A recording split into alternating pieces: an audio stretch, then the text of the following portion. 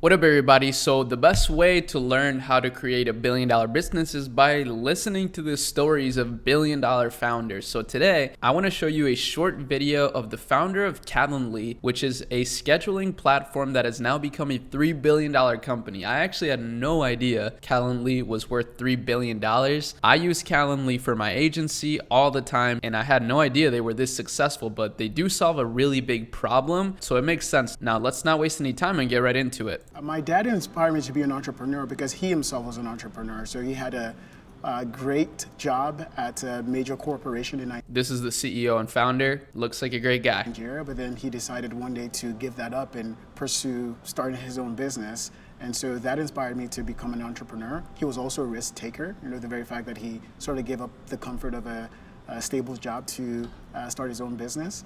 And he was incredibly hardworking, right? So I vividly remember many late nights in which he was working into the night, and all that really inspired me to become an entrepreneur. Wow. What's interesting about Calendly is from the outside, it almost seemed to come out of nowhere because Tope had funded it himself, he bootstrapped it, and then all of a sudden it was worth $3 billion last year. Damn, he bootstrapped this whole thing, so he didn't take any outside investment or anything. The latest venture round. So that was really interesting. It was sort of like the same way that MailChimp, which is also an Atlanta company, had come out of nowhere in that way. So at this point, Calendly is quite a substantial company. It has over 400 people, over 100 million in revenue, and it could double its revenue again this year. So Tope is a new billionaire this year on the list. He's worth 1.4 billion based on his majority stake in the company. What a and beast. that's after the 10% discount that Forbes takes on all privately held company shares.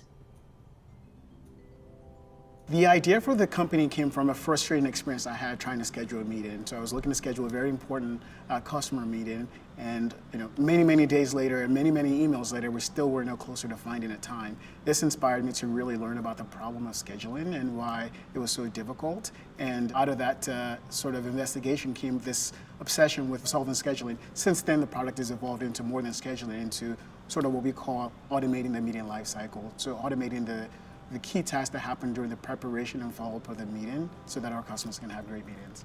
That's such a great framework for, coming up with a problem and solutions.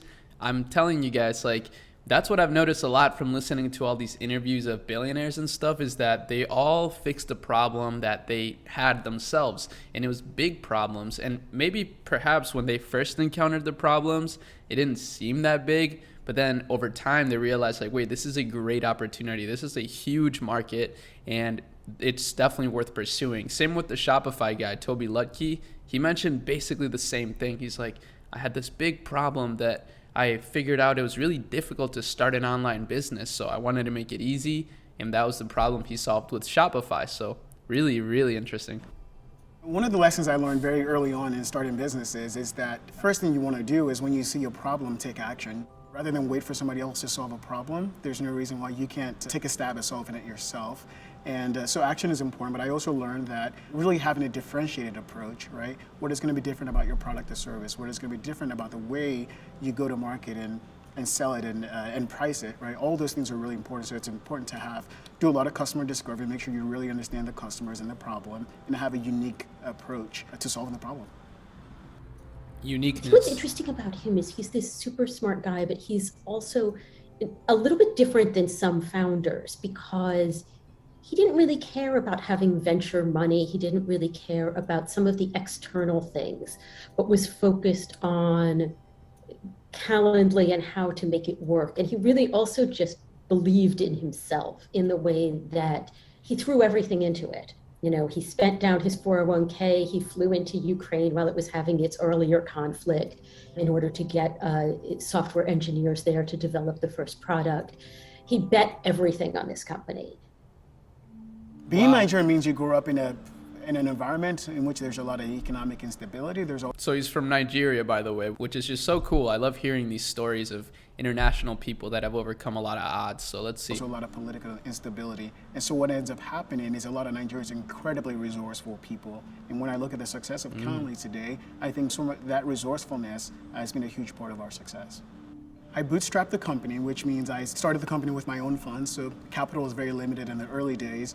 But I actually attribute this limited capital to the company's success today. The reason is it forced us to focus wisely. It also focused us to really understand problems at a deep level, which meant that we could implement simple, effective solutions to solve the problem. I'm really proud of the fact that last year we crossed $100 million in revenue. That was a huge milestone for us because if you rewind back to 10 years ago, nobody really knew that there was a massive problem to be solved here. And the fact that we've done that has been really, really exciting. Wow. So it took them a decade to get to this point, which is crazy, but it also makes sense. I mean, it's funny because I feel like this world of entrepreneurship on YouTube is so young that it's hard for anyone out here to think about like putting all your time into one thing for 10 years. But we'll start seeing that in like 5-10 years from now. Let's see who has stuck around with their business. I think I'm definitely gonna be on that list because I love what I do. I love this little media brand that we're building here, and we've been doing really well with our agency too. So that's gonna be a really cool way for me to continue to invest into the e-commerce space, but from a higher leverage approach. I'm actually filming a video about my investing strategy for this year, and it involves talking a little bit about business because, like he said, business, you gotta invest into your business. You gotta believe in yourself, and I mean, your business is probably going to be the best investment that you can make aside from crypto, stocks, anything. So that was a great learning lesson. I love this video. I don't know how you guys feel about it, but I would love to know if you already knew about this founder or if you have anything else you want to share with us. It would be amazing to see it in the comments. Make sure you guys follow us on social media. I just created a Facebook page for Netsphere, and I'm posting a lot of our content on there as well. So if you want to support the page on Facebook, you can find that in the description as well. But that's all I got for today. Hope you enjoyed it, and I'll see you guys next time. Peace.